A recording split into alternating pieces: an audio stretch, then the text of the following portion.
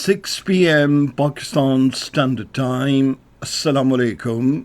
This is Radio Pakistan. The news read by Daman Zaman. The headlines. The Prime Minister has emphasized that construction of new dams is essential for increasing water storage capacity and preventing floods. Pakistan has conveyed strong support for the establishment of SCO Development Bank.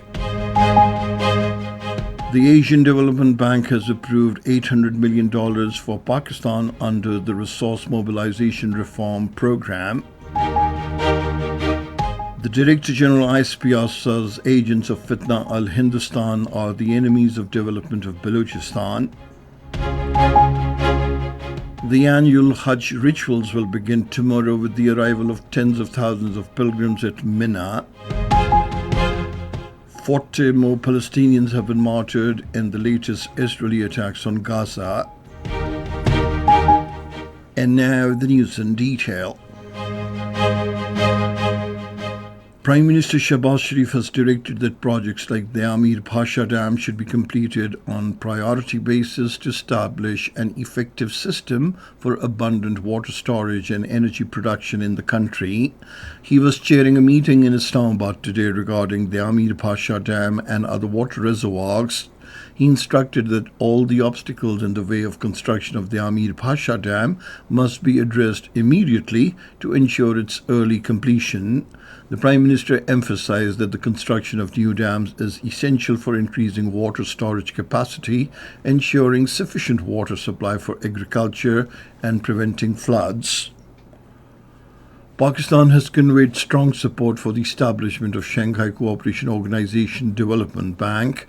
The support was extended by the Finance Minister Mohammad Aurangzeb while virtually addressing the meeting of SCO finance ministers and central bank governors in Beijing.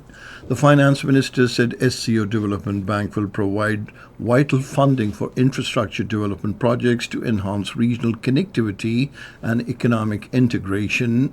The Finance Minister said Pakistan remains committed to strengthening economic cooperation with the Shanghai Cooperation Organization framework, recognizing the organization's significant progress in promoting regional stability and prosperity.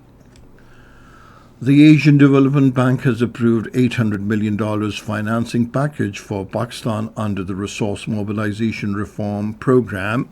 In a post on social media platform X, the advisor to the Finance Minister Khurram Shahzad said diplomacy led by Economic Affairs helped the Ministry of Finance secure majority support at the Asian Development Bank board. The Minister for Petroleum Ali Parvez Malik says the government is strengthening cooperation with Azerbaijan in the energy sector. Talking to Azeri counterpart Parvez Shahbazov in Baku, he termed Baku Energy Forum as a vital platform for global energy cooperation. The minister also commended the support of the brotherly countries in Pakistan's energy sectors.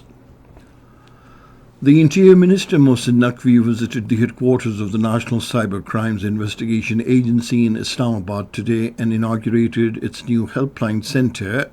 During his visit, the minister announced that the helpline is now fully operational and citizens can lodge cybercrime complaints by calling on the number 1799. Highlighting the importance of such institutions in the age of artificial intelligence, he said the National Cybercrimes Investigation Agency has been established to meet the demands of the modern digital era. The minister emphasized the need for the use of advanced technologies, software, and hardware to fight cybercrime effectively. 7 terrorists belonging to the Indian proxy Fitna al-Hindustan have been killed in 2 separate operations in Balochistan. According to ISPR, an intelligence-based operation was conducted in Mach area, Kachi district, on reported presence of Fitna al-Hindustan terrorists.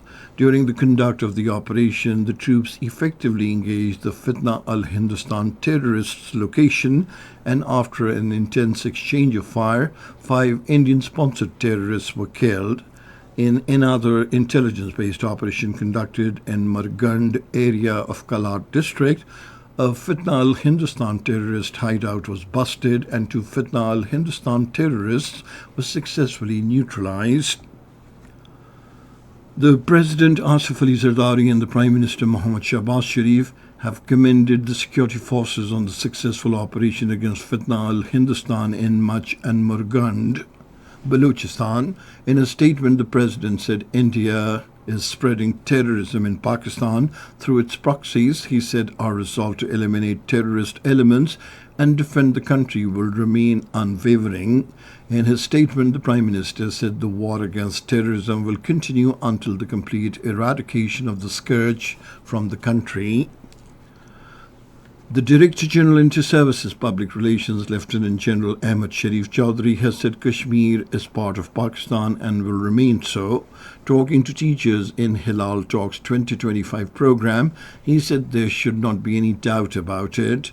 The DGISPR said India sponsors terrorism in Balochistan and is the root cause of instability across the region. These terrorists receive funding and training from India. The agents of Fitna al-Hindustan are the enemies of the development of Balochistan. This is Radio Pakistan giving you the news.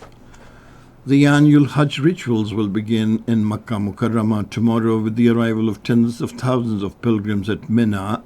Radio Pakistan's correspondent Abdur Rahman Chima reports from Makkah that Pakistan Hajj Mission has completed all the arrangements for transportation of pilgrims to the world's largest tentage village at Mina.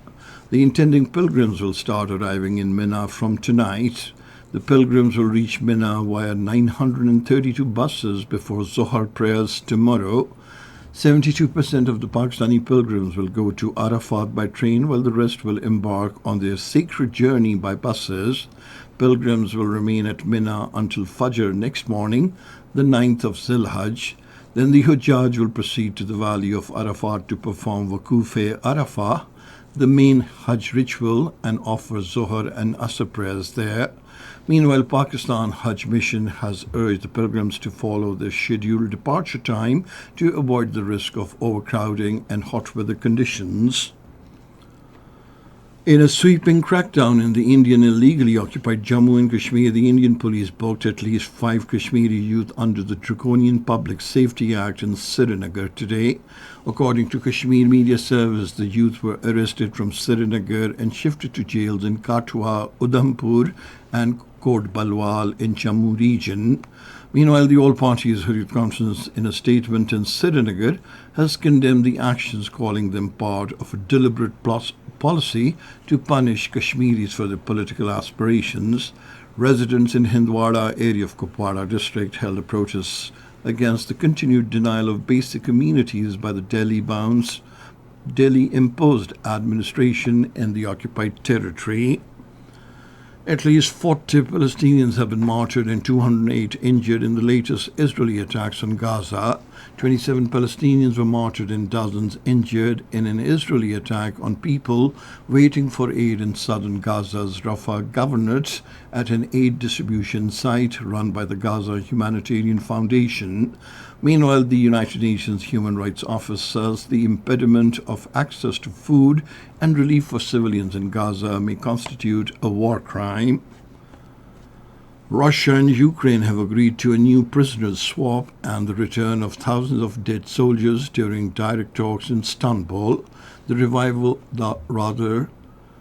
rival delegations met yesterday at the Ottoman-era Saragon Palace in the Turkish city, and officials confirmed that both sides will exchange prisoners of war and the remains of 6,000 soldiers killed in combat. The Istanbul meeting, which lasted less than 2 hours, marked the second time the warring countries have convened for direct talks in less than a month. And finally, the weather report. Mainly hot and dry weather is expected in most parts of the country, while very hot conditions are likely in the plain areas during the next 12 hours.